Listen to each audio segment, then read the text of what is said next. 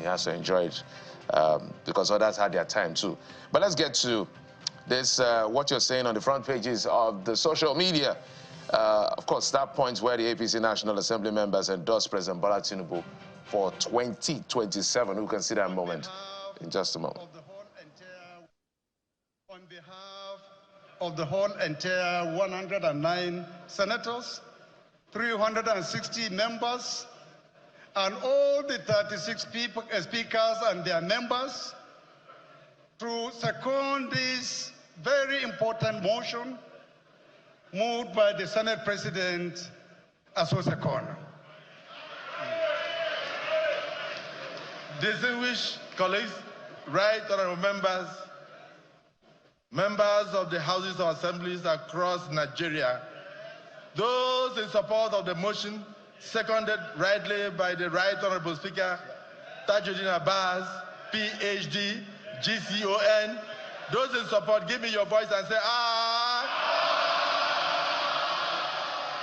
And those against say, nay. So let me tell you what just happened there. These are representatives of Nigerians. So in essence, it's like they're saying that, well, on behalf of the people we represent, we're endorsing President Bola Tinubu for second term, right? So the representatives, at least the ones in the ruling party, the APC, and perhaps the ones about to join the APC, because the president of the Senate yesterday said that there was one lawmaker in his vehicle from a party who was begging to join the APC. So perhaps the significance of all of that.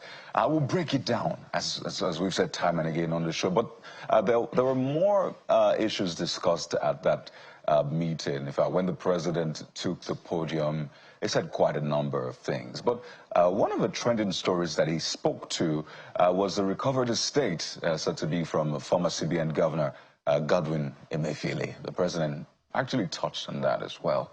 So take a listen to what President Bola Tinubu had to say about that. Of corruption. You could see EFCC recovering over 750 something houses from one person. Locally here.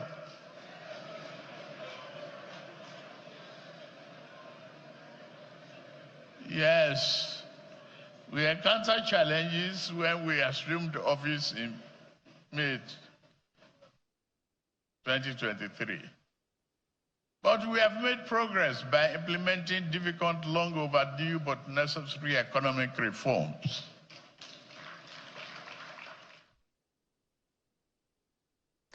Well, some have said that if the searchlight is beamed properly into this government, members of the ruling party, as we've seen some of the court cases and indictments, there may be more discoveries, locally, or as the president puts it.